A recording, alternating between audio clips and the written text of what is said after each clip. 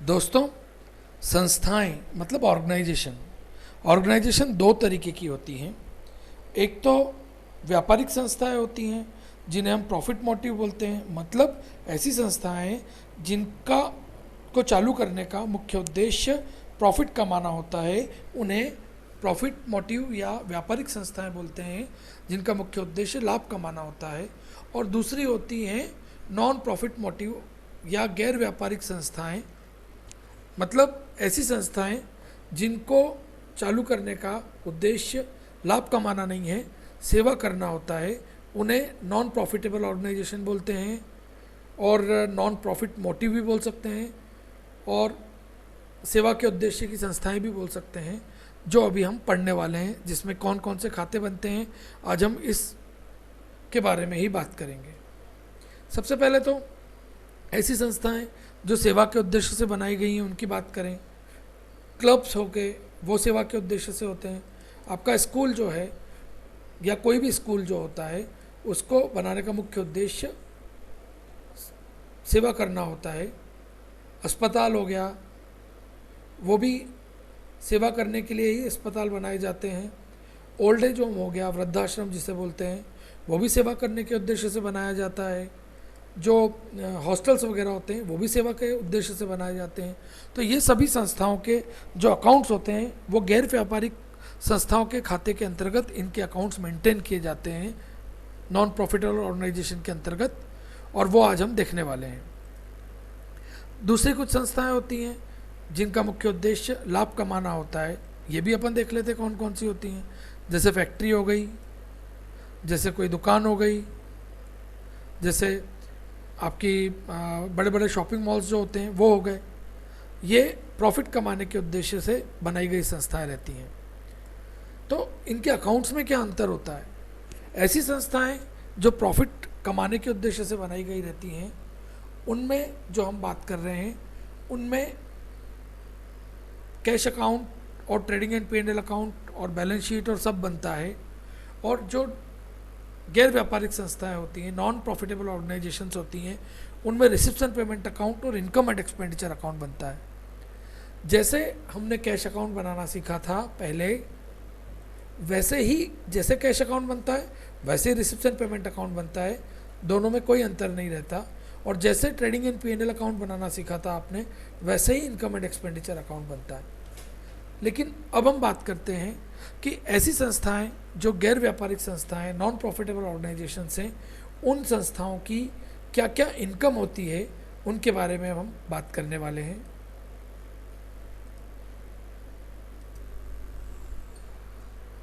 देखो, जो इनकम होती है नॉन प्रॉफिटेबल ऑर्गेनाइजेशंस की, उसकी बात यदि अपन करें तो आप खुद सोच सकते हो कि जो बड़े बड़े क्लब्स होते हैं उनको कहाँ से क्या मिलता होगा। उनको कोई व्यक्ति चंदा दे देता होगा, कोई व्यक्ति दान दे देता होगा, तो यही सब इनकी इनकम होती है। तो अपन बात करते हैं, अपन ने इनकम को दो भागों में बांटा है। एक तो कैपिटलाइज इनकम जिसे हम पूंजीगत बोलते हैं, और एक आगमगत इनकम होती है। कैपिटलाइज मतलब कैसी? ऐसी इनकम जो बहुत कम होती है, जो कभी कभी होती है, उन्हें हम कैपिटलाइज इनकम बोलते हैं।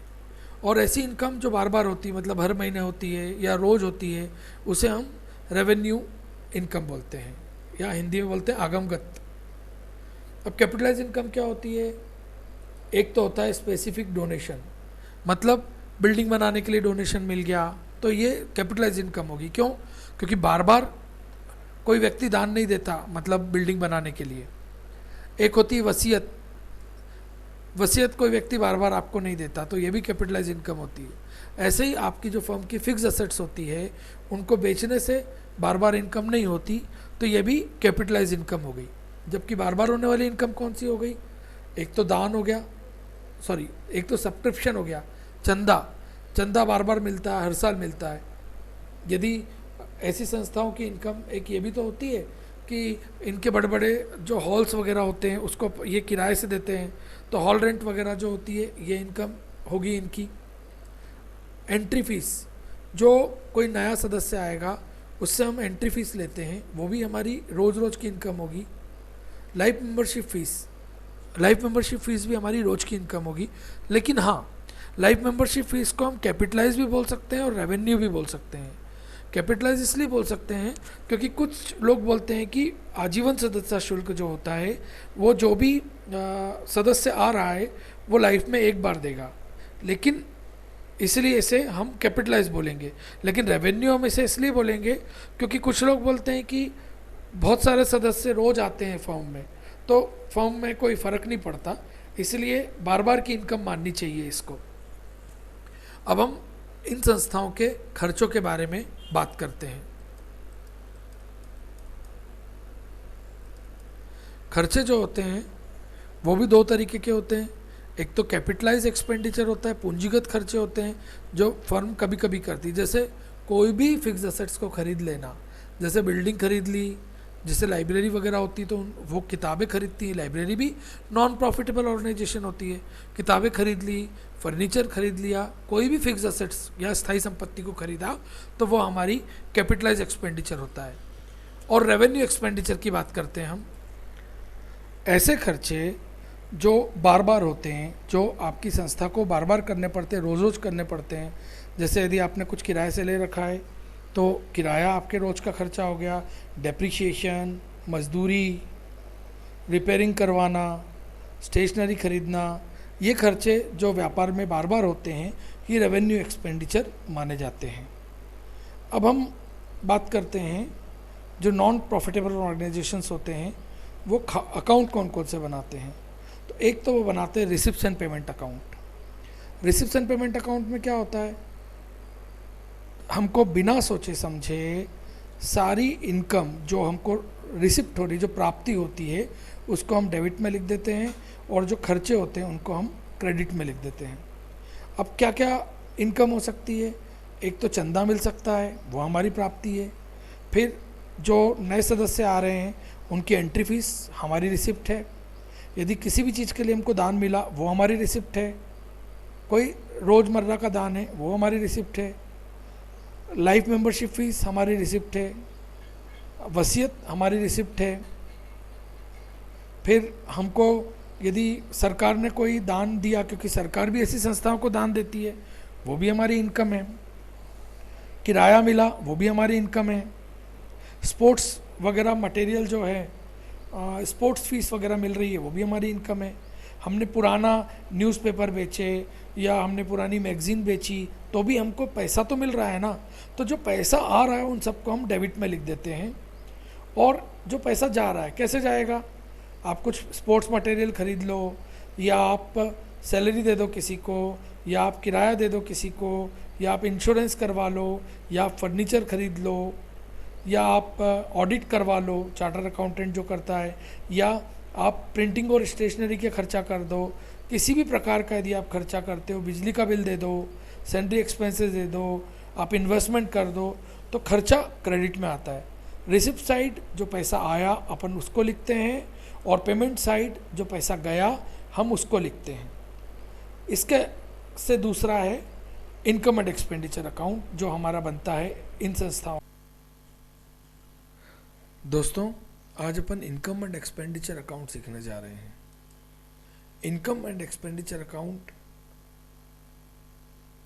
बिल्कुल प्रॉफिट एंड लॉस अकाउंट की तरह बनता है, जैसे आपने पिछले साल ट्रेडिंग इन P&L अकाउंट बनाया था। इसका नाम इनकम एंड एक्सपेंडिचर है, लेकिन एक्सपेंडिचर इसके डेबिट में आता है और इनकम इसके क्रेडिट में आता है।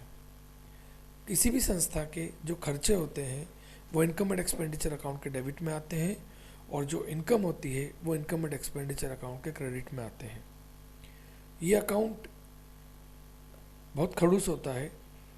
ये बोलता है मुझ में तो केवल इस साल से रिलेटेड ही इनकम और एक्सपेंसेस को लिखो, मतलब अगले साल का और पिछले साल का इसमें कुछ भी नहीं आता, केवल इस साल का कैलकुलेशन ही इसके अंदर आता है। खर्चे कौन कौन से हो सकते हैं, आपने मटेरियल परचेस किया, आपने सैलरी दी, आपने सैलरी और वेजेस दिया, आपने रिपेयर करवाया, आपने कोई आप स्पोर्ट्स एक्टिविटी करवा रहे हैं उस पर आपने कुछ खर्चा किया, या आप कोई शो करवा रहे हैं, आप कुछ भी करवा रहे हैं उस पर आपने कोई खर्चा किया, आपने एंटरटेनमेंट पे खर्चा किया, आपने प्रिंटिंग और स्टेशनरी पे खर्चा किया, आपने न्यूज़पेपर खरीदे, आपने पोस्टेज खरीदी, जो लॉन होता है मतलब जो बगीचा होता है, जो क्लब का बगीचा होता है, उसके रखरखाव में यदि आपने कोई खर्चा किया, मतलब इनकम एंड एक्सपेंडिचर अकाउंट के इस साल के सारे खर्चे अपन इसके डेबिट में लिखते हैं। किराया खर्चा होता है वो लिख दिया अपन ने, म्यूनिसिपल टैक्स खर्चा होता है वो लिख दिया आपने, इंश्योरेंस खर्चा होता है वो लिख दिया आपने, कोई नुकसान हो रहा है, कोई फिक्स एसेट्स को बेचा और उस पर नुकसान हो रहा है वो लिख दिया आपने।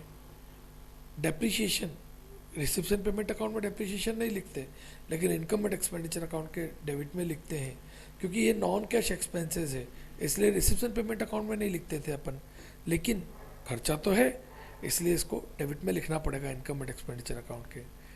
ऑडिटर को जो देते हैं ऑडिट फी और बाकी के खर्चे सब इसके डेबिट में लिखते हैं।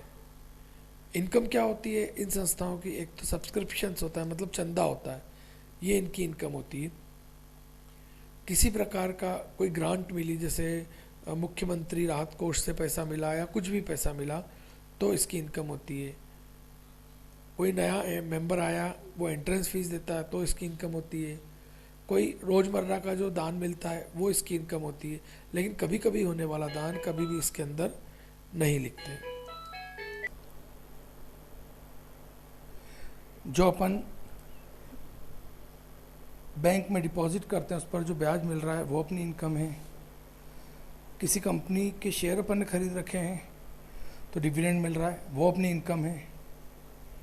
इसके अलावा यदि कोई संपत्ति को बेच रहा है और उसका प्रॉफिट हो रहा है, वो आपकी इनकम है। क्लब्स वगैरह का क्या होते हैं, लॉकर्स होते हैं, उनका यदि आपको रेंट मिल रहा है तो वो आपकी इनकम है। हॉल का किराया मिल रहा है वो आपकी इनकम है। आप न्यूज़पेपर वगैरह की रद्दी बेच रहे हो तो वो भी इनकम है। और भी यदि कोई इनकम होती है जो इस साल से रिलेटेड है, जो बार बार होने वाली होती है, जिसे हम रेवेन्यू मतलब आगमगत नेचर का बोलते हैं, तो वो क्रेडिट में आएगी। और आगमगत नेचर मतलब रेवेन्यू नेचर के एक्सपेंडिचर इसके डेबिट में आएंगे। फिर वही है कि क्रेडिट का टोटल लगाते हैं अपन, क्रेडिट के टोटल में से डेबिट को लेस करते हैं। यदि प्रॉफिट आता है, ज़्यादा आता है तो उससे अपन बोलते हैं सरप्लस, और यदि कम आता है तो उसे हम बोलते हैं डेफिसिट। इस बैलेंस को अपन बोलते हैं। अब अपन को ये अकाउंट बनाने के लिए कुछ कैलकुलेशंस पता होना बहुत ज़रूरी है, इसलिए अपन 4 कैलकुलेशन सीखेंगे।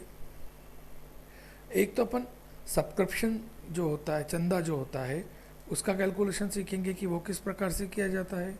एक स्टेशनरी का कैलकुलेशन सीखेंगे, एक खर्चों का कैलकुलेशन सीखेंगे, और एक स्पोर्ट्स मटेरियल का कैलकुलेशन सीखेंगे। और ये कैलकुलेशन आप अच्छी तरीके से समझ लेंगे और अपनी कॉपी में नोट भी कर लेंगे, ताकि आपको आगे काम आए। जब अपन प्रैक्टिकल करेंगे तो आपको इजी पड़े। देखिए, सब्सक्रिप्शन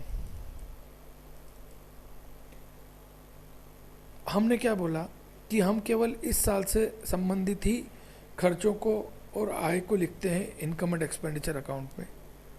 तो जो चंदा होता है, जो सब्सक्रिप्शन होता है, जो इनकम एंड एक्सपेंडिचर अकाउंट में आपको लिखना है रिसिप्ट साइड, उसमें क्या लिखना चाहिए?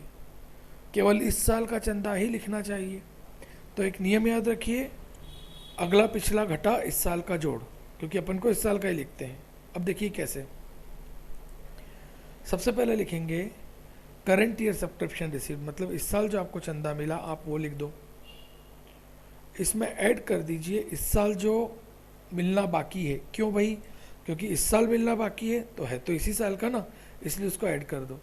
लेकिन जो पिछले साल मिलना बाकी था उसको आप लेस कर दो। क्यों लेस कर दो? क्योंकि वो इस साल का नहीं पिछले साल का है।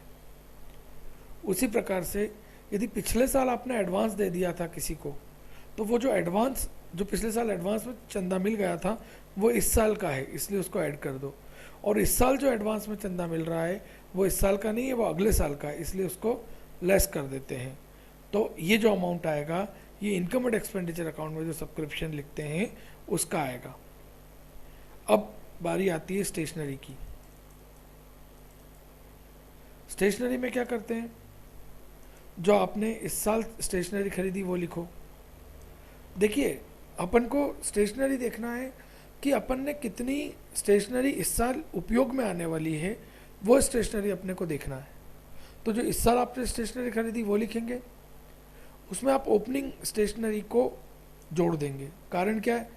भाई मेरे पास यदि मान लीजिए पिछले साल 10 पेन थे, सॉरी इस साल मैंने 10 पेन खरीदे और मेरे पास पिछले साल के 2 पेन रखे थे, तो इस साल मैंने कितने यूज़ किए, तो पिछले साल के जो पेन होंगे जो बच गए थे 2, वो मैं इसके अंदर जोड़ दूंगा। क्यों? क्योंकि भाई वो भी मैं इस साल यूज़ करूंगा, फेंक तो दूंगा नहीं। तो पिछले साल जो मेरी स्टेशनरी पड़ी थी उसमें जो इस साल जो स्टेशनरी मैंने खरीदी उसमें पिछले साल जो पड़ी थी उसको जोड़ दूंगा, और साल के आखिरी में जो स्टेशनरी बच गई उसको मैं घटा दूंगा। क्यों? क्योंकि वो इस साल में उपयोग में नहीं आई है, वो अगले साल उपयोग में आएगी। साथ में पिछले साल यदि मुझे स्टेशनरी का कोई पैसा देना बाकी था तो वो पिछले साल से रिलेटेड था, इसलिए उसको लेस कर देते हैं और क्लोजिंग को अपन जोड़ देते हैं जो इस साल स्टॉक में बच गया है, मतलब क्रेडिटर, क्योंकि है ना वो इस साल खरीदी हुई स्टेशनरी के ही क्रेडिटर होंगे, इसलिए अपन उसको ऐड कर देते हैं। बिल्कुल ऐसा कैसे कैलकुलेशन स्पोर्ट्स मटेरियल का होता है। स्पोर्ट्स मटेरियल मतलब क्या होता है? बैट, बॉल, ये सब। तो जो आपने स्पोर्ट्स मटेरियल ख़रीदा है उसमें पिछले साल जो आपके पास पड़ा था उसको जोड़ दो, और इस साल के आखिरी में जो बच गया उसको घटा दो। पिछले साल यदि आपको किसी को पैसा देना बाकी था तो उसको घटा दो, और इस साल जो देना बाकी है उसको जोड़ दो। बिल्कुल स्टेशनरी से का ही कैलकुलेशन इसमें होता है, कुछ इसमें नया नहीं है, बहुत ईजी है। अब इसके बाद हम बात करते हैं खर्चों की, एक्सपेंसेस। तो एक्सपेंसेस का अपन क्या करते हैं, इस साल जो पे किया उसे आपने लिखा, पिछले साल जो खर्चे देना बाकी थे उसको आप लेस कर दीजिए, क्योंकि वो इस साल से रिलेटेड नहीं है, पिछले साल से रिलेटेड है। ऐड कर दीजिए आउटस्टैंडिंग इन करंट ईयर, इस साल जो देना बाकी थे उनको आप ऐड कर दीजिए। पिछले साल यदि आपने एडवांस में कोई खर्चा दे रखा था तो एडवांस में अपन पिछले साल यदि एडवांस में दिया था तो किस साल का था? इस साल का था ना, इसलिए उसको अपन ऐड कर देंगे। और लेस क्या कर देंगे? प्रीपेड इन करंट ईयर, इस साल जो अपन अगले साल का दे देते हैं उसको अपन लेस कर देंगे। तो ये वो खर्चे आएंगे जो इस साल से रिलेटेड है। इनकम एंड एक्सपेंडिचर अकाउंट जब अपन बनाएंगे तो ये कैलकुलेशंस अपने को बार बार काम में आएंगे, इसलिए ये जो 4 कैलकुलेशन है, कौन से 4 कैलकुलेशन? सब्सक्रिप्शंस का, स्टेशनरी का, स्पोर्ट्स मटेरियल का और एक्सपेंसेस का। ये कैलकुलेशन यदि आप अपनी कॉपी में लिख लेंगे तो अपने को सवाल करते समय आसानी होगी और समझाने में भी आसानी होगी। बाकी अगले वीडियो में।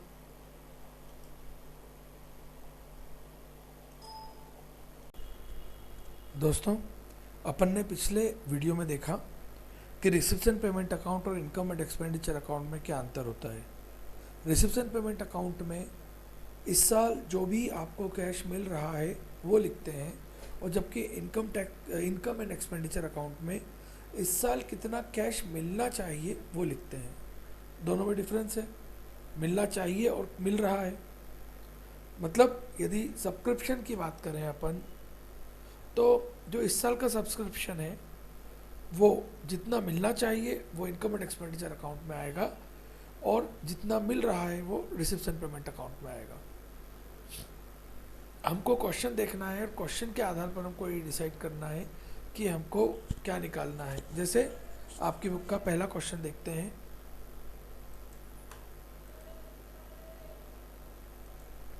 रॉयल क्लब के 500 सदस्य हैं जो 300 रुपये वार्षिक सदस्यता शुल्क देते हैं।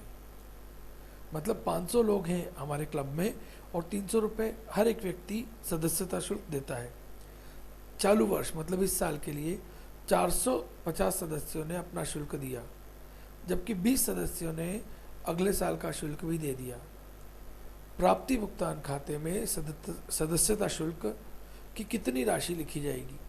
मतलब आपको निकालना है कि प्राप्ति भुगतान खाते में मतलब रिसिप्शन पेमेंट अकाउंट में आप कितने रुपए सब्सक्रिप्शन लिखोगे। काय में कितने लिखोगे? रिसिप्शन पेमेंट अकाउंट में। रिसिप्शन पेमेंट अकाउंट की क्या खासियत होती है? इस साल जितना भी कैश आया उसको लिखते हैं अपन। इस साल कितना कैश आया तो आप देख सकते हैं चालू वर्ष के 450 सदस्यों ने अपना शुल्क दिया है, मतलब 450 सदस्यों ने 300 रुपये के हिसाब से शुल्क दिया है, मतलब 1,35,000 रुपये इस साल का आया। जबकि 20 सदस्यों ने अगले साल का भी शुल्क दे दिया है। 20 सदस्यों ने 300 रुपये के हिसाब से दे दिया है, मतलब 6,000 दे दिया है। इसका मतलब क्या निकलता है कि कुल मिलाकर कितना रुपया दे दिया है, कुल मिलाकर 1,35,000 और अगले साल का 6,000, कुल मिलाकर इस साल प्राप्ति भुगतान खाते में 1,41,000 रुपये मिल रहे हैं। वामा क्लब में 200 सदस्य हैं। प्रत्येक सदस्य द्वारा 600 रुपये वार्षिक चंदा दिया जाता है। गत वर्ष हेतु 10 सदस्यों का चंदा बकाया 10 सदस्यों ने बकाया चंदा दिया। पिछले साल 10 सदस्यों ने चंदा दिया बकाया। आगामी वर्ष हेतु 15 सदस्यों ने चंदा दिया। अगले साल का 15 लोगों ने दिया, जबकि चालू वर्ष के 25 सदस्यों ने चंदा नहीं दिया। बताइए कितना चंदा प्राप्त हुआ। अब भाई जिन्होंने नहीं दिया उनको तो जाने दो, किन्ने नहीं दिया, ये 25 सदस्यों ने चंदा नहीं दिया, इनका कुछ नहीं। लेकिन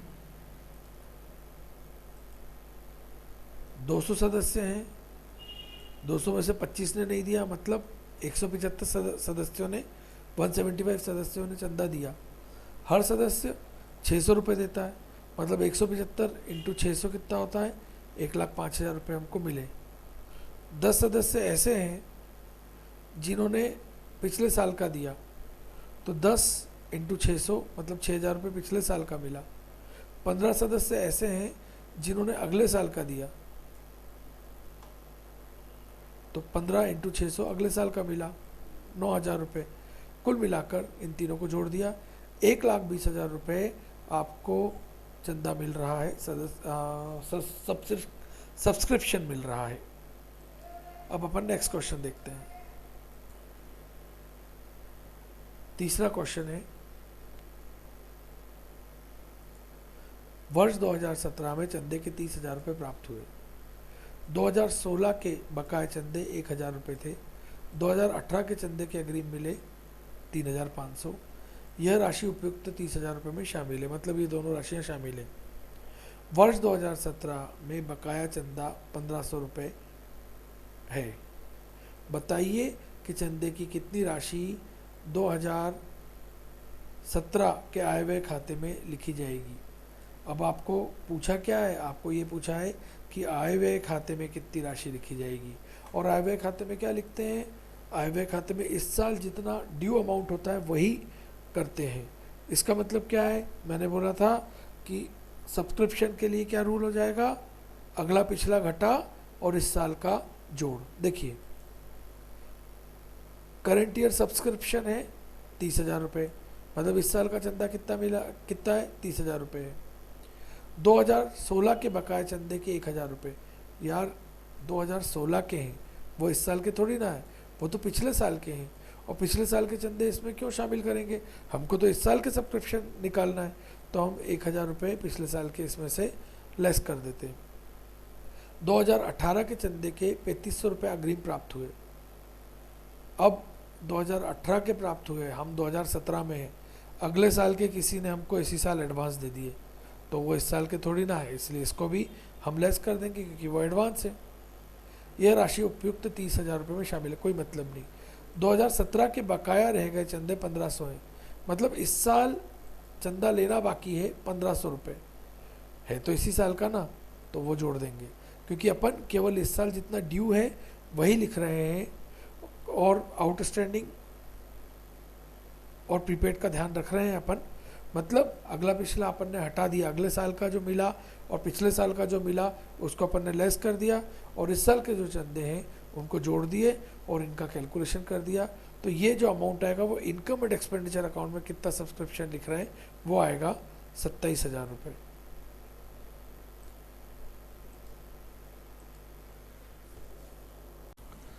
आपकी बुक का क्वेश्चन नंबर 4 है, निम्नलिखित सूचनाओं से 31 दिसंबर 2018 को समाप्त होने वाले वर्ष में आय व्यय खाते के क्रेडिट में लिए जाने वाले चंदे की राशि गणना कीजिए। आपको क्या निकालना है, आपको इनकम एंड एक्सपेंडिचर अकाउंट में जो सब्सक्रिप्शन लिखना है आप वो निकालेंगे, ठीक है। अब देखिए आपको मालूम है इस साल जो सब्सक्रिप्शन मिला, subscription received during the year 1 lakh rupees. इस साल कितना चंदा मिला? इस साल 1 लाख रुपए का चंदा मिला। ठीक है। सब्सक्रिप्शन आउटस्टैंडिंग ऑन 31 दिसंबर 2017, मतलब एक साल पहले 40,000 रुपये का सब्सक्रिप्शन, एक साल पहले 40,000 रुपये का सब्सक्रिप्शन ड्यू था।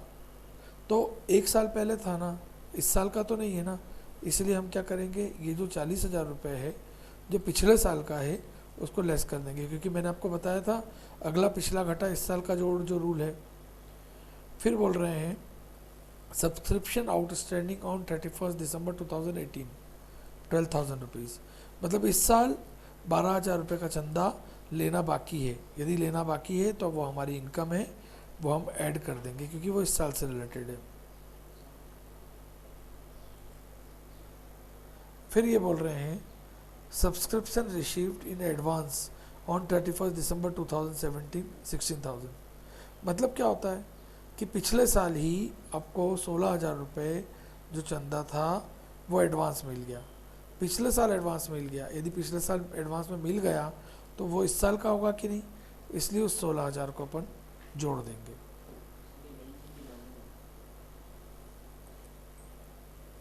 Subscription received in advance on 31 दिसंबर 2018 18,000, मतलब इस साल जो है चंदा वो अगले साल का एडवांस मिल रहा है सब्सक्रिप्शन, इसलिए हम इस 18,000 को लेस कर देंगे। सब्सक्रिप्शन ऑफ 3,000 और स्टिल इन एरियर्स फॉर 2016, इस बात पर विशेष ध्यान रखिए कि 2016 का चंदा 3,000 रुपये अभी भी लेना बाकी है। अब बेटा अपन तो इस साल 2017 का कैलकुलेशन कर रहे हैं, इसलिए अपन इस चंदे का कुछ भी नहीं करेंगे।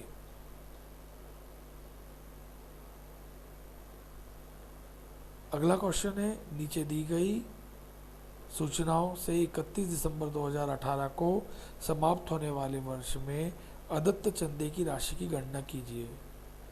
एक क्लब के 400 सदस्य हैं जो 500 रुपये चंदा देते हैं। प्राप्ति भुगतान खाते में इतने रुपए के चंदा मिले। मैंने आपको बताया था कि अगला पिछला घटा और इस साल का जोड़ नियम लगता है। अब देखिए इस साल चंदा कितना मिला, 2,05,000 रुपये। अब क्या हुआ, ये बोल रहे हैं 31 दिसंबर 2017 को अदत्त चंदा था 30,000 रुपये, 31 दिसंबर 2018 को प्राप्त चंदा था, अग्रिम प्राप्त चंदा था 40,000 रुपये, और 31 दिसंबर 2017 को प्राप्त अग्रिम चंदा था 14,000। मतलब ये है कि ये जो है, ये वाला जो सब्सक्रिप्शन है, ये तो अपना जो 30,000 रुपये 2017 वाला, वो इस साल से रिलेटेड तो नहीं, पिछले साल से रिलेटेड है, इसलिए 30,000 रुपये को अपन को लेस कर देना चाहिए। 31 दिसंबर 2018 को प्राप्त अग्रिम, मतलब इस साल यदि एडवांस मिला है तो वो भी इस साल का थोड़ी ना, अगले साल का है, इसलिए 40,000 को भी लेस कर देना चाहिए। लेकिन पिछले साल 2017 में जो एडवांस मिला था, आप समझ सकते हैं कि 2017 में जो एडवांस मिला था वो इस साल का होगा, 2018 का होगा, इसलिए 14,000 रुपये जुड़ जाना चाहिए। देखिए अपन ने 30,000 रुपये को लेस कर दिया, इसको भी लेस कर दिया और इसको ऐड कर दिया, तो इसका मतलब होता है कि इस साल अपने को चंदा कितना मिला है, 1,49,000। जबकि क्वेश्चन में आपको शुरुआत में क्या बोला है, क्वेश्चन में आपको शुरुआत में बोला है कि भैया हमारे पास 400 सदस्य हैं जो 500 रुपये चंदा देते हैं। मतलब क्या होता है, 400 सदस्य और 500 रुपये चंदा देते हैं, मतलब 2 लाख रुपये हमारे पास चंदा आता है। लेकिन अभी कितना आया, 1,49,000 आया। मतलब निकलता है कि 51,000 रुपये का चंदा अभी लेना बाकी है। आपको प्रश्न में यही पूछा था कि अदत्त चंदे की गणना कीजिए, हिंदी में तो अदत्त चंदे की गणना करना है अपने को, ऐसा क्वेश्चन में लिखा था। तो अदत्त चंदा मतलब ऐसा चंदा जो लेना बाकी है, वो कितना हो जाएगा, 51,000। क्यों, क्योंकि 1,49,000 का चंदा इस साल हमको मिला है और 2 लाख मिलना चाहिए, तो दोनों का जो डिफरेंस है वो अदत्त चंदा हो गया। आपकी बुक का क्वेश्चन नंबर 6 पढ़ रहे हैं अपन। धोनी फैंस क्लब बुरहानपुर की निम्न सूचनाओं के को आप अंतिम खातों में किस प्रकार दर्शाएंगे। मतलब आपको इनकम एंड एक्सपेंडिचर अकाउंट में ये सब चीज़ें कहाँ लिखनी है, ये पूछ रहे हैं ये। प्राप्ति भुगतान खाते के अनुसार 31 दिसंबर 2018 को समाप्त होने वाले वर्ष में चंदा 2,64,000 रुपये है। करंट ईयर सब्सक्रिप्शन कितना हो गया, 2,64,000 हो गया। 31 दिसंबर 2017 मतलब पिछले साल का चंदा है 24,000। अपन बात करते थे अगला पिछला घटा इस साल का जोड़, तो ये अभी अपन कौन से साल में है, अपन 2018 में है। और ये कौन से साल की बात कर रहा है, 31 दिसंबर 2017 की, जो आदित्य है। मतलब ये पिछले साल का है। पिछले साल का जो है वो अपन क्या कर देंगे, घटा देंगे 24,000 रुपये। 31 दिसंबर 2017 को प्राप्त अग्रिम चंदा, पिछले साल यदि एडवांस में सब्सक्रिप्शन मिल चुका था तो वो किस साल से रिलेटेड है, वो इस साल से रिलेटेड है। पिछले साल एडवांस मिल गया था 17,600, मतलब मैंने क्या बोला था, अगला पिछला घटा इस साल का जोड़। तो ये 17,600 पिछले साल एडवांस मिल गया था, मतलब था तो इस साल का ना, इसलिए 17,600 का अपन ने जोड़ दिया। 31 दिसंबर 2018 को अदत्त चंदा 22,400, मतलब इस साल जो चंदा देना मतलब मिलना बाकी है वो है 22,400। इस साल मिलना बाकी है तो इसी साल का ना, इसलिए इस 22,400 को भी अपन जोड़ देंगे। 31 दिसंबर 2018 को प्राप्त चंदा अग्रिम 10,000, ये इस साल के आखिरी में 31 दिसंबर 2018 मतलब इस साल को एडवांस मिला। मतलब इस साल यदि एडवांस मिला मतलब कौन से साल का है, इस साल यदि एडवांस मिला है तो वो अगले साल का है, और अगले साल का तो अपन क्या करते हैं, लेस कर देते हैं। तो इस साल जो एडवांस मिला 10,000 रुपये करेंट सब्सक्रिप्शन, इसको हम लेस कर देंगे और इसको कैलकुलेट करेंगे तो 2,70,000 रुपये आपका इस साल का सब्सक्रिप्शन आ जाएगा। अब अगला क्वेश्चन देखते हैं।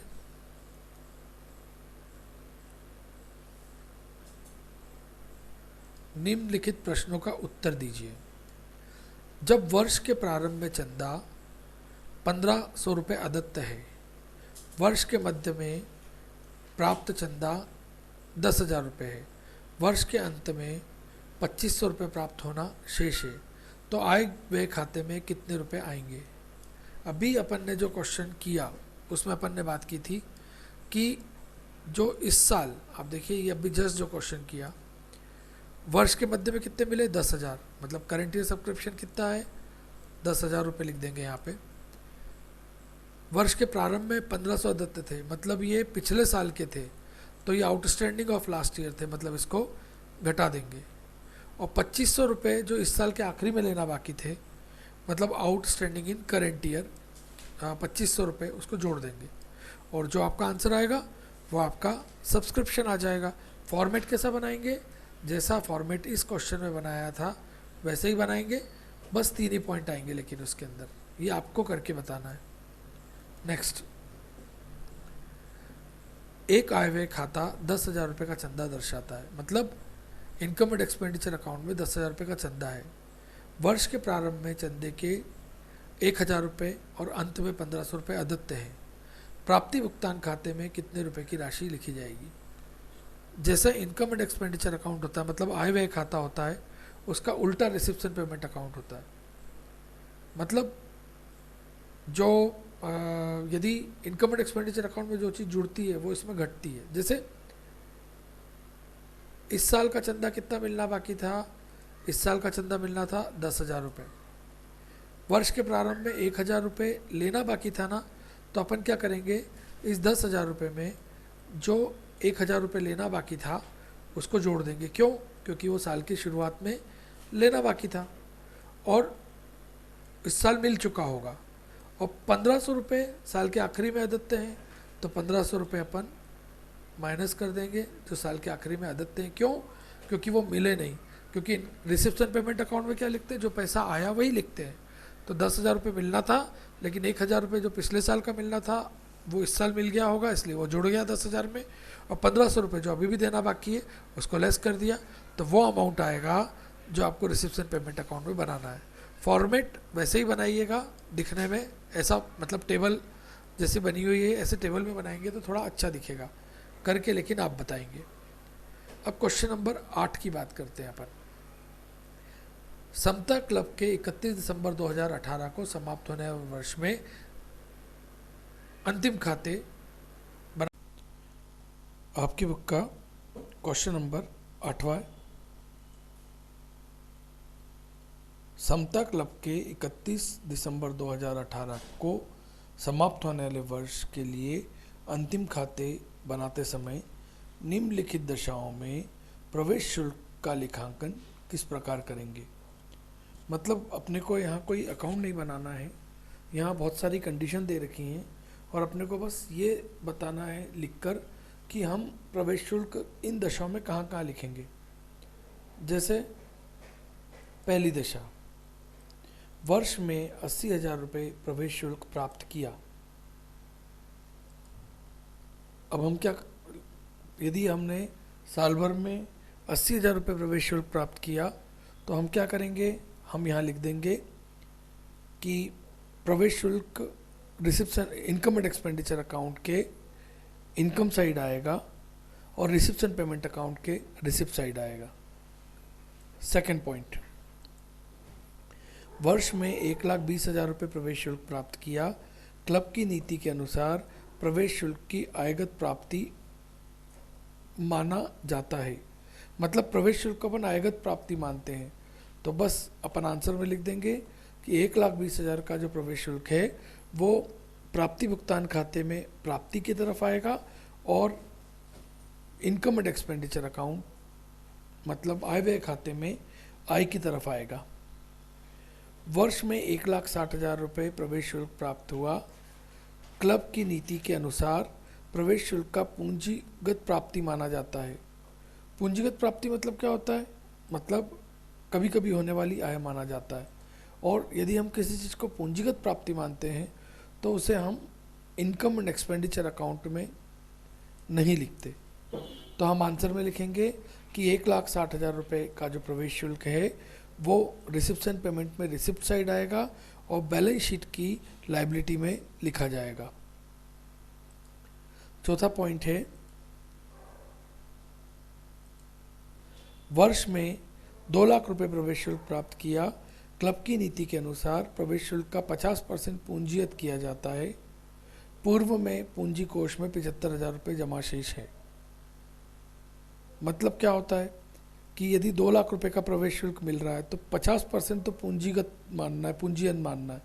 मतलब 50% को तो हमको बैलेंस शीट में लिखना है और बाकी को आगमगत मानना है, मतलब उसको इनकम एंड एक्सपेंडिचर अकाउंट में लिखना है। तो हम क्या लिखेंगे, 2 लाख रुपए का प्रवेश शुल्क जो प्राप्त हो रहा है उसमें से उसे हम प्राप्ति भुगतान खाते के प्राप्ति में लिखेंगे और इनकम एंड एक्सपेंडिचर अकाउंट मतलब आय व्यय खाते के आय तरफ 1 लाख रुपए लिखेंगे। 1 लाख, ये जो 2 लाख रुपए था ना इसका 50% 1 लाख रुपए लिखेंगे और बैलेंस शीट की लायबिलिटी में जो पूर्व में पूंजी कोष दिया हुआ 75,000 रुपये उसमें हम 1 लाख रुपए पूंजीगत वाला जोड़ देंगे। बस आपको इसको थ्योरेटिकल वे में इन चारों पॉइंट्स के आंसर लिखने थे। अब हम अगला क्वेश्चन देखते हैं। क्वेश्चन नंबर 9 देखेंगे। वर्ष 2017 में 17,500 रुपये के लिए भुगतान किया गया व्यय 31 दिसंबर 2016 को पूर्व दत्त व्यय 1,800 और उसी तिथि को 1,600 रुपये अदत्त व्यय थे। 31 दिसंबर 2017 को अदत्त एवं पूर्व दत्त व्यय 1,200 और 1,500 रुपये थे। आय व्यय खाते में व्यय की कितनी राशि हस्तांतरित की जाएगी। अब हमको मालूम है कि हमसे पूछा है कि हमको आय व्यय खाते में कितनी राशि हस्तांतरित की जाएगी। काय में, आय व्यय खाते में। और आय व्यय खाते में केवल इस साल से संबंधित चीज़ों को लिखते हैं। अपन ने बात भी की थी कि अगला पिछला घटा इस साल का जोड़। तो अब अपन क्या करते हैं, इस साल के व्यय कितने हुए 17,500, तो अपन 17,500 लिखेंगे। इस साल के व्यय 17,500। फिर 31 दिसंबर 2016 को एडवांस थे 1,800 रुपये। तो पिछले साल यदि एडवांस थे तो इस साल के ना, मतलब वो इस साल के हैं। इसलिए 17,500 में ये 1800 को जोड़ देना चाहिए। और पिछले साल यदि आदित्य थे तो वो इस साल के थोड़ी ना थे, वो तो पिछले साल के थे, और अपन तो इस साल की इनकम लिखते हैं, अपन 2017 की बात कर रहे हैं, तो 1600 रुपये क्योंकि ये पिछले साल के इसलिए घट जाएंगे। 31 दिसंबर 2017 को आदित्य एवं पूर्व आदित्य व्यय, मतलब इस साल अपन 2017 में हैं तो इस साल आदित्य व्यय कितने हैं 1200, तो वो इस साल के हैं इसलिए जुड़ जाएंगे। और पूर्व दत्त मतलब अगले साल एडवांस 1500 रुपये अगले साल के, इसलिए वो लेस कर देंगे। मतलब देखेंगे कैसे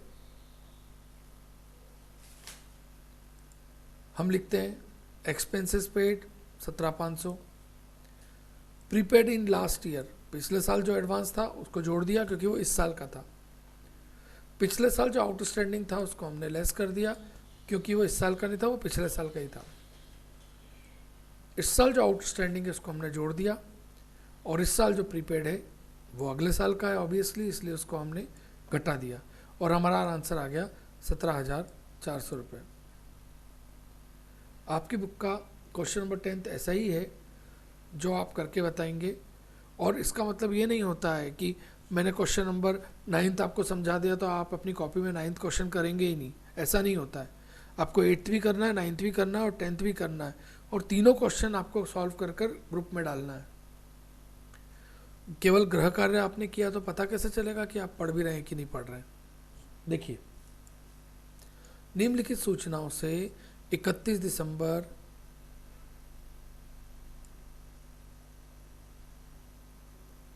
2018 को समाप्त होने वाले वर्ष में आय व्यय खाते में डेबिट किए जाने वाले वेतन की गणना करना है, जो अभी आप मुझे करके बताएंगे। देखिए, वर्ष के दौरान में दिया गया वेतन, मतलब इस साल अपन ने वेतन दिया 1,50,000 रुपये। गत वर्ष 31 दिसंबर 2017 को अदत्त वेतन, गत वर्ष मतलब क्या होता है, पिछले साल का, पिछले साल का देना बाकी था। इनकम एंड एक्सपेंडिचर अकाउंट में क्या बोलते हैं, अगला पिछला घटा इस साल का जोड़, तो ये तो पिछले साल का है, इसलिए अपन इसको लेस कर देंगे। चालू वर्ष के अंत में अदत्त वेतन, मतलब इस साल जो देना है सैलरी वो इस साल देना बाकी है ना, इसलिए उसको प्लस कर देंगे। चालू वर्ष के अंत में पूर्व दत्त वेतन, ऑब्वियसली यदि इस साल के आखिरी में ऐसी सैलरी है जो अपन ने एडवांस दे दी है तो वो इस साल की नहीं है, वो कब की होगी, वो अगले साल की होगी, इसलिए उसको घटा देंगे। और इसको सॉल्व कर लेंगे। 1,50,000 में से 5,000 घटाया, 7,500 जोड़ दिया और 1,52,500 और 10,000 घटा दिया, तो आपका आंसर आ जाएगा 1,42,500। और ये आपको इसको बाकायदा फॉर्मेट में करना है। फॉर्मेट कैसा, फॉर्मेट जैसा अभी अपन ने पिछले क्वेश्चन में देखा था, यहाँ सैलरी लिख देंगे, सैलरी पेड लिख देंगे और आउटस्टैंडिंग और प्रीपेड कर कर लिख देंगे। क्वेश्चन तो आपके पास पूरा है, बाकी कल।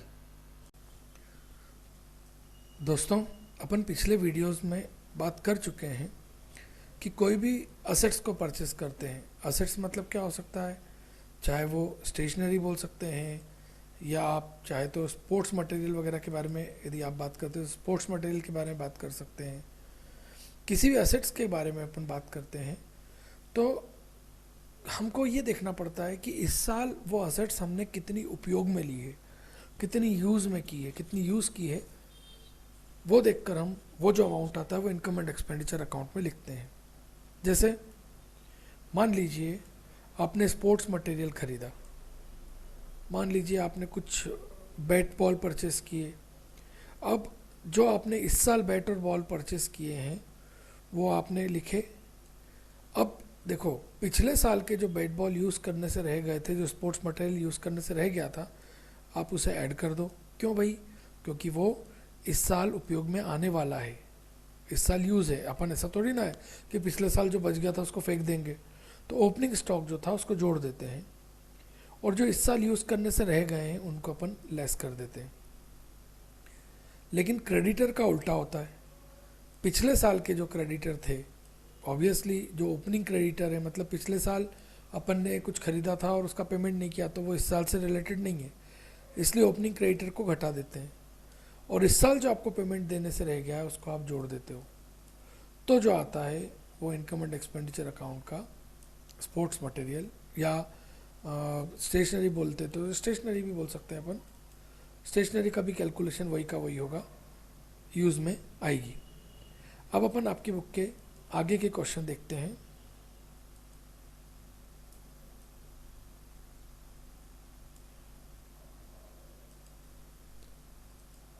यदि वर्ष के प्रारंभ में स्टेशनरी 1200 है, यदि साल भर की शुरुआत में स्टेशनरी है, मतलब क्या है? मान लीजिए आपके पास स्टेशनरी क्या होता है, आपके पास पेन हो गए, आपके पास कॉपियाँ हो गई। मान लीजिए आपके पास पिछले साल की 1500 कॉपियाँ पिछले साल की बची हैं इस सेशन को शुरू होने के पहले, और इस साल आप 5400 रुपये की स्टेशनरी खरीदते हैं, और साल के आखिरी में आपके पास 250 रुपीज़ की स्टेशनरी बच जाती है। तो इनकम एंड एक्सपेंडिचर अकाउंट में कितनी स्टेशनरी लिखेंगे? बहुत सीधी सी बात है, इस साल जो स्टेशनरी खरीदी वो लिखी, पिछले साल की जो स्टेशनरी रह गई थी, कॉपी पेन जो रह गए थे पिछले साल के, वो क्योंकि इस साल यूज़ में आए होंगे इसलिए उनको जोड़ दिए, और इस साल के आखिरी में जो बच रहे हैं, क्लोजिंग स्टॉक ऑफ स्टेशनरी जिसे बोलना चाहिए, जो साल के आखिरी में बच रहे हैं 250 रुपये, वो स्टेशनरी को हम लेस कर देते हैं। तो हमें पता चलता है कि हमने इस साल कितने की स्टेशनरी यूज़ की? 6650 रुपये की। अगला क्वेश्चन है क्वेश्चन नंबर 12।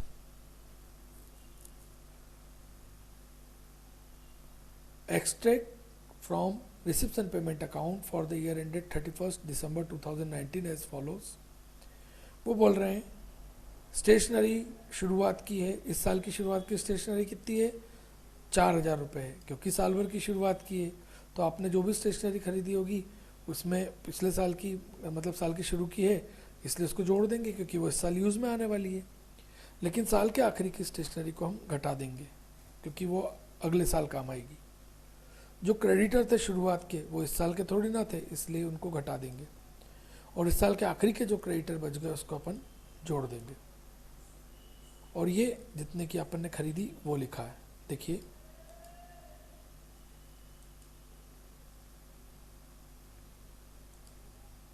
क्रेडिटर को अपन ने पे किए 23,000 रुपये। अपने पास ओपनिंग स्टॉक था, पिछले साल का था, इस साल यूज़ में आया होगा इसलिए उसको जोड़ देंगे। इस साल जो बच गया उसको हम लेस कर देंगे क्योंकि वो अगले साल के लिए काम में आएगा। लेस ओपनिंग क्रेडिटर, साल भर की शुरुआत के क्रेडिटर जो है वो पिछले साल से रिलेटेड है इसलिए उसको लेस कर देंगे। और जो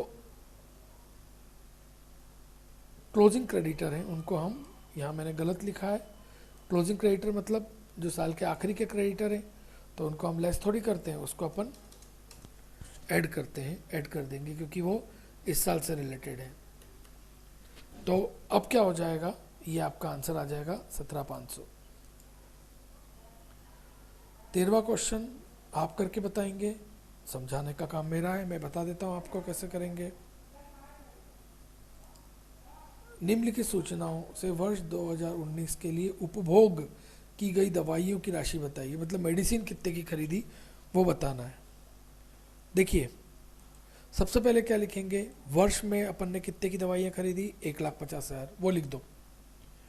ओपनिंग स्टॉक जो है मेडिसिन का, क्योंकि वो पिछले साल का इस साल में उपयोग में आया होगा इसलिए अपन जोड़ देंगे। ओपनिंग क्रेडिटर को अपन लेस करते हैं। क्लोजिंग स्टॉक ऑफ मेडिसिन इस साल काम में नहीं आया तो उसको घटा देंगे, और क्लोजिंग क्रेडिटर को अपन जोड़ देंगे।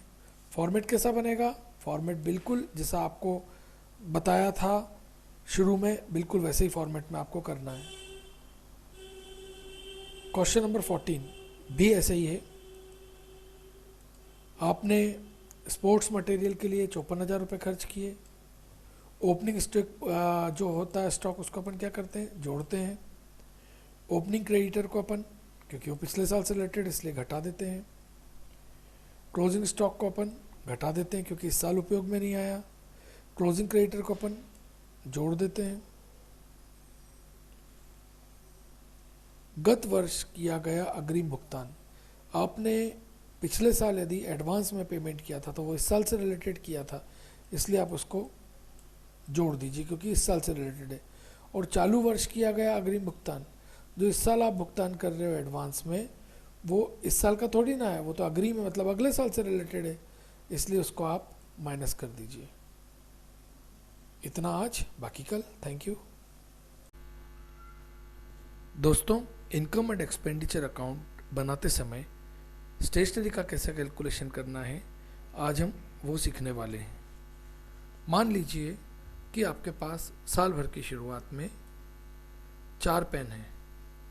अब ये 4 पेन आपके साल भर की शुरुआत में हैं और आपने इस साल अपने यूज़ करने के लिए 15 पेन और परचेस कर लिए।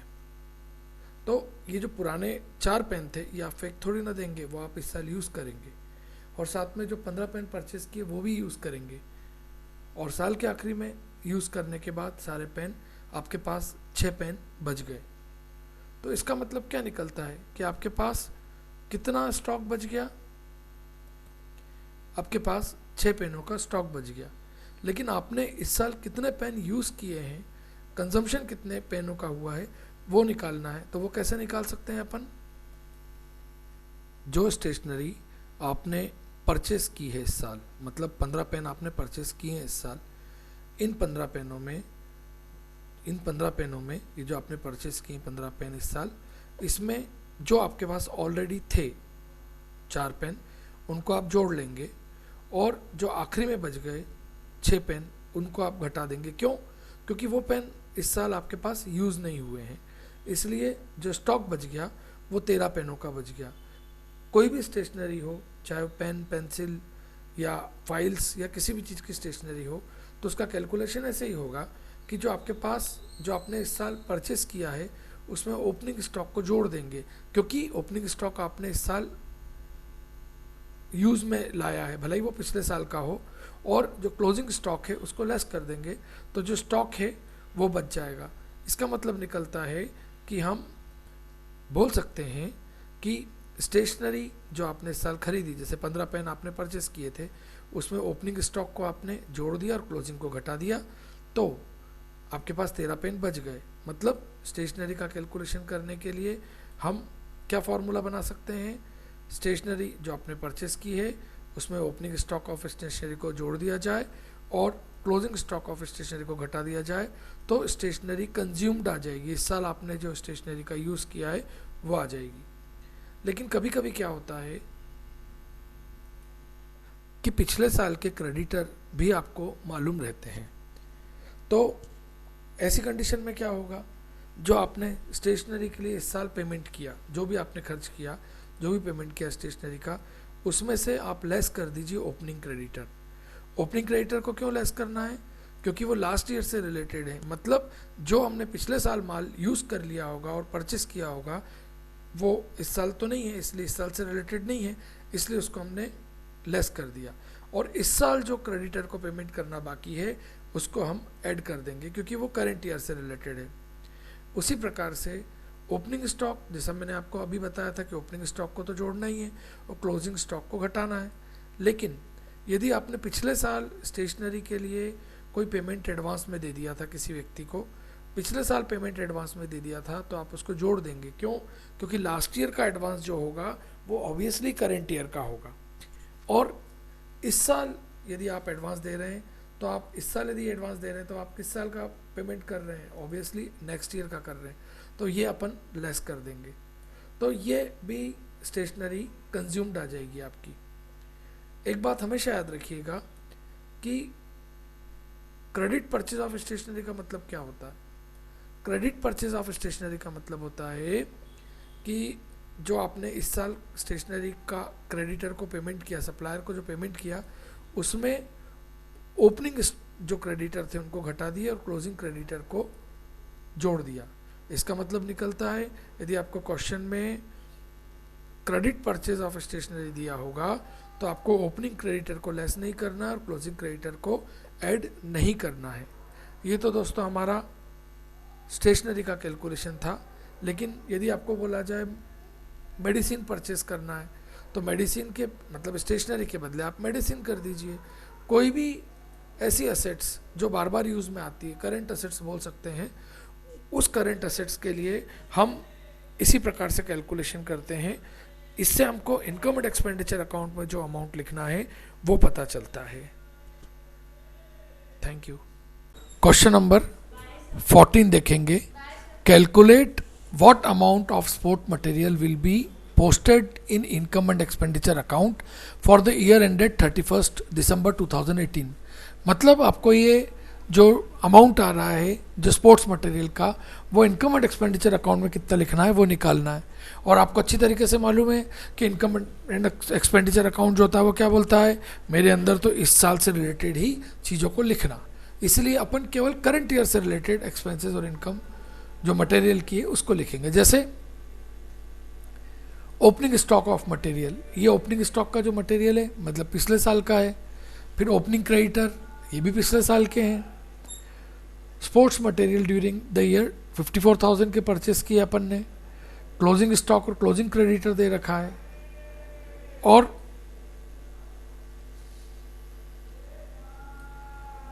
लास्ट ईयर एडवांस पेमेंट भी दे रखा है और करंट ईयर एडवांस पेमेंट भी दे रखा है. अब देखिए ध्यान से, सबसे पहले तो अपन ने यहाँ लिखा amount paid for sports material, मतलब इस साल जो स्पोर्ट्स मटेरियल का पेमेंट किया 54,000 वो लिखा. इसमें अपन ओपनिंग स्टॉक ऑफ मटेरियल को जोड़ देते हैं. क्यों जोड़ देते हैं, है तो पिछले साल का, लेकिन भैया यदि पिछले साल का स्पोर्ट्स मटेरियल है तो इस साल यूज़ हुआ होगा, इसलिए हम उसको ऐड कर देते हैं. इसी प्रकार से क्लोजिंग स्टॉक ऑफ मटेरियल को हम यहाँ लेस कर रहे हैं क्योंकि वो अभी इस साल काम में नहीं आ रहा है, वो क्लोजिंग स्टॉक है, वो अगले साल काम आएगा. फिर इसके बाद वो बोल रहे हैं last year advance. Last year advance का मतलब क्या होता है,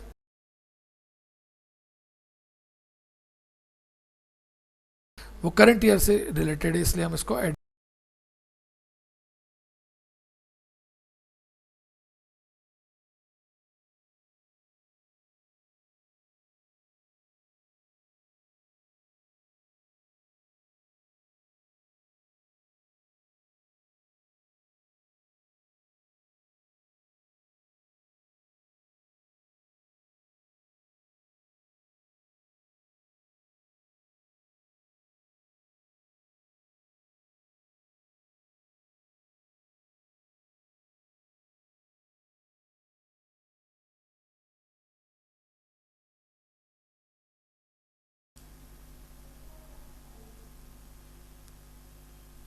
इंडिया क्लब का निम्नलिखित मदों को आप अंतिम खातों में किस प्रकार दर्शाएंगे, मतलब फाइनल अकाउंट में कहाँ लिखेंगे. सबसे पहले है sports fund 2,40,000, sports fund investment 2,40,000. एक बात याद रखिए कि यदि मान लीजिए आपको किसी पर्टिकुलर चीज़ का फंड दिया हो, जैसे यहाँ स्पोर्ट्स फंड दिया है, मतलब स्पोर्ट्स के लिए हमारी फर्म ने पैसे इकट्ठे कर रखे हैं. ऐसी कंडीशन में जब भी आपको स्पोर्ट्स से रिलेटेड खर्चे करने होंगे तो आप है ना डायरेक्ट बैलेंस शीट से ही करेंगे. मतलब स्पोर्ट्स फंड्स बैलेंस शीट की लाइबिलिटी में लिखना पड़ेगा अपने को, और स्पोर्ट्स फंड इन्वेस्टमेंट अपने को असेट्स में लिखना पड़ेगा. इनकम एंड एक्सपेंडिचर अकाउंट में इसका कोई इन्फॉर्मेशन कुछ भी नहीं होगा. देखिए मैंने यहाँ पर स्पोर्ट्स फंड बैलेंस शीट की लाइबिलिटी में लिखा है और sports fund investment balance sheet की एसेट्स में लिखा है. फिर ये बोल रहे हैं donation receive from sports fund 1,08,000, मतलब स्पोर्ट फंड के लिए आपको किसी ने दान दिया. यदि आपको किसी ने दान दिया तो वो आपकी क्या हो गई, इनकम हो गई. तो जो आपका स्पोर्ट्स फंड था उसमें ये पैसा ऐड कर दिया. Expenses of sports fund, sports expenditure competition, expenses of sports competition 42,000. तो ये खर्चा है ना, तो खर्चा का है ऑब्वियसली. यदि हम स्पोर्ट्स फंड के लिए अपन पैसे इकट्ठा कर रहे हैं तो अपन ये 42,000 इसमें से लेस कर देंगे क्योंकि ये खर्चा है. अवार्ड, आपको मालूम है ये जो क्लब्स वगैरह होते हैं ये इनाम देते हैं लोगों को, इनको नहीं मिलता, तो इन्होंने अवार्ड्स दिया तो ये परचेस करना पड़ा होगा इनको, इसलिए ये भी खर्चा है, इसलिए 60,000 इसमें से लेस कर दिया. फिर ये बोल रहे हैं income from sports fund investment 26,000 मिले हैं तो हम इसमें जोड़ देते हैं. ऐसे 2,72,000 आपका अमाउंट आ जाएगा बैलेंस शीट की लाइबिलिटी में, क्योंकि वो पर्टिकुलर चीज़ से रिलेटेड है. अब हम अगला क्वेश्चन समझेंगे आपकी बुक का क्वेश्चन नंबर 16। अब यहाँ पर जैसे उसमें स्पोर्ट्स फंड था पिछले क्वेश्चन में, यहाँ क्या बोल दिया उन्होंने, पुरस्कार कोष मतलब प्राइज फंड। बैलेंस शीट जैसे अपन ने पिछले क्वेश्चन में फॉर्मेट बनाया था, बैलेंस शीट की लाइबिलिटीज में लिख दोगे अंदर वाले कॉलम में 1 लाख रुपए prize fund. Prize fund investment आपकी एसेट्स है, आप असेट साइड लिख दीजिए जैसे पिछले क्वेश्चन में भी लिखा था। Interest received on prize fund investment, ये ब्याज मिल रहा है, ये आपकी इनकम है, ये आपको लाइबिलिटी में जो प्राइज फंड आपने 1 लाख रुपए लिखा था उसमें ये 72,000 को जोड़ देना है। प्राइस दिए ये आपका खर्चा है, आप 12,000 रुपये लेस कर दोगे। काय में से लेस कर दोगे, जो 1 लाख में 7,200 जोड़े थे उसमें से 12,000 रुपये लेस कर देंगे इनर कॉलम में। पुस्तक कोष हेतु दान, ये हमको मिल रहा है, ये उसी के अंदर लाइबिलिटी साइड ही 30,000 रुपये जुड़ जाएगा। 1 लाख में 7,200 जुड़ेगा, 12,000 लेस होगा और 30,000 रुपये फिर से जुड़ेगा, और जो आंसर आएगा वो लाइबिलिटी के बाहर की तरफ लिख दीजिएगा। और असेट्स में तो इन्वेस्टमेंट, प्राइस फंड इन्वेस्टमेंट है ही।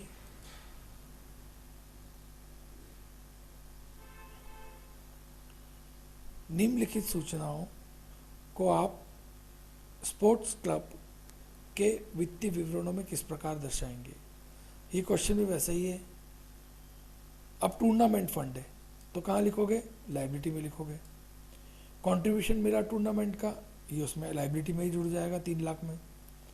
रिसीव फ्रॉम टूर्नामेंट टिकट, ये भी लाइबिलिटी में जुड़ जाएगा। टूर्नामेंट फंड इन्वेस्टमेंट, ये असेट साइड आ जाएगा। इंटरेस्ट रिसीव्ड टूर्नामेंट, ये जो आपका टूर्नामेंट फंड है उसमें ही जुड़ जाएगा इंटरेस्ट रिसीव्ड। टूर्नामेंट एक्सपेंसेस खर्चा है, ये 12,000 1,20,000 रुपये लेस हो जाएगा, और ये आपका क्वेश्चन कंप्लीट हो जाएगा।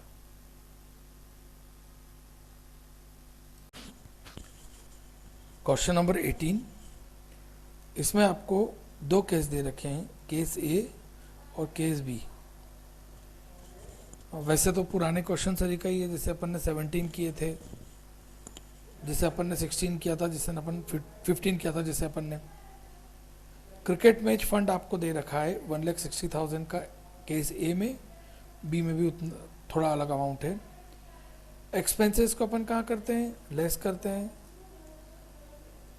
सेल्स ऑफ मैच टिकट अपन इसको ऐड कर देंगे। डोनेशन मिला, इसको अपन ऐड कर लेंगे। ये दोनों केस में अपन सेम करेंगे और पहले क्वेश्चन तरीका ही करेंगे। देखिए केस ए देख रहा हूँ मैं, लाइबिलिटी में लिखा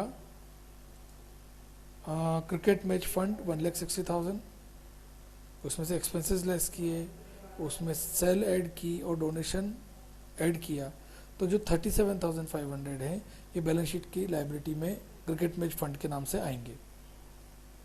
अब जो सेकंड केस था वो भी अपन ने वही का वही किया। देखिए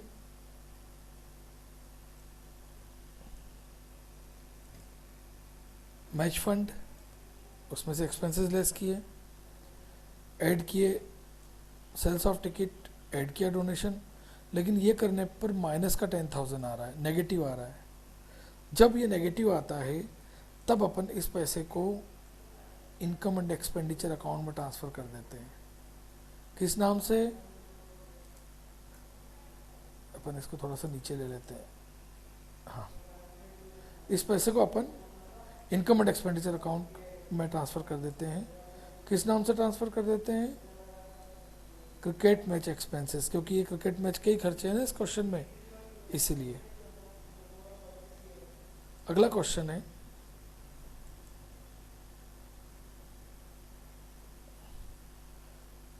book value of furniture in the beginning of the year 30,000, मतलब साल भर की शुरुआत में आपके पास 30,000 रुपये का फर्नीचर था, मतलब ओपनिंग फर्नीचर कितना था, 30,000 रुपये था। वर्ष के मध्य में फर्नीचर खरीदा, वर्ष के मध्य में फर्नीचर खरीदा 20,000 रुपये का। आपने इसको परचेस किया है तो आप इसको ऐड कर दीजिए। मतलब आपके पास फर्नीचर कितने का होगा, पहले 30,000 का था और 20,000 का और ख़रीद लिया, मतलब 50,000 रुपीज़ का फर्नीचर होगा। लेकिन वो बोल रहे हैं कि वर्ष के अंत में फर्नीचर का पुस्तकीय मूल्य, book value of furniture at the end of the year 45,000। जब हमारे पास 50,000 का फर्नीचर था और बुक वैल्यू उसकी 45,000 है, तो इसका मतलब कुछ तो गड़बड़ है। तो 50,000 में से जो 45,000 लेस किए, तो जो 5,000 रुपये है ये उस फर्नीचर का डेप्रिसिएशन है, मूल्यह्रास है। मतलब फर्नीचर 5,000 रुपये का घिस गया है। दोस्तों, आज अपन रिसिप्शन पेमेंट अकाउंट बनाना सीखेंगे। रिसिप्शन पेमेंट अकाउंट में क्या होता है, डेबिट में रिसिप्ट और क्रेडिट में पेमेंट लिखते हैं। मतलब पैसा आया तो डेबिट में जाएगा और पैसा गया तो क्रेडिट में जाएगा। इसका फॉर्मेट कुछ इस प्रकार होता है। सबसे पहले अपन क्या करते हैं, यहाँ सबसे पहले अपन लिखते हैं reception payment account for the year ending. जो भी आपका साल ख़त्म हो रहा हो वो उसका नाम लिख देते हैं अपन। फिर यहाँ लिखते हैं रिसिप्ट अमाउंट पेमेंट अमाउंट, पैसा आया तो रिसिप्ट और गया तो पेमेंट। अब जैसे ये बोल रहे हैं कैश बैलेंस है 8,800 रुपये का, तो यहाँ हम लिखेंगे टू बैलेंस ब्रॉट डाउन, और 8,800 का पहले बैलेंस है तो उसके सामने अपन 8,800 लिख देंगे। चंदा मिला, ये आपकी इनकम है। टू सब्सक्रिप्शन, पैसा आया, कितना आया, 75,200 रुपये आया, तो यहाँ लिख दिया अपन ने 75,200 रुपये। दान, बेटा ये जो संस्थाएं होती हैं, जो गैर व्यापारिक संस्थाएं होती हैं, इनकी इनकम होती है, इनको दान मिलता है। तो टू डोनेशन अपन ने यहाँ लिख दिया कितने रुपए, 16,000 है, देखिए 16,000 है। प्रवेश शुल्क, यदि कोई नया व्यक्ति आता है तो प्रवेश शुल्क के पैसे देता है 8,600, तो इसको बोलते हैं टू एंट्री फीस 8,600। बिजली व्यय दी, अब बिजली के व्यय हैं तो पैसा जाएगा। अभी तक क्या था, पैसा आ रहा था, लेकिन इलेक्ट्रिसिटी का एक्सपेंडिचर अपन ने दिया है, तो अपन क्या करेंगे, पैसा जा रहा है तो अपन क्या करेंगे, बाय इलेक्ट्रिसिटी एक्सपेंसेस कर 6,800 रुपये लिख देंगे। फिर कर का भुगतान, ये भी पैसा गया, बाय टैक्स कर 1,200 लिख देंगे।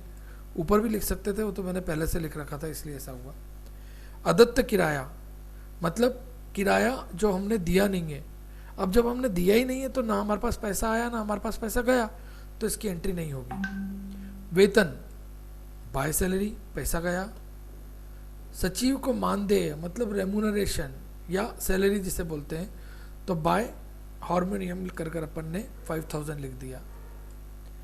विनियोग पर ब्याज, जो पैसा अपन ने इन्वेस्ट कर रखा था उस पर अपने को ब्याज के पैसे मिले तो पैसा आया, तो अपन क्या करेंगे, यहाँ अपन यहाँ लिख देंगे टू इंटरेस्ट ऑन इन्वेस्टमेंट 5,900।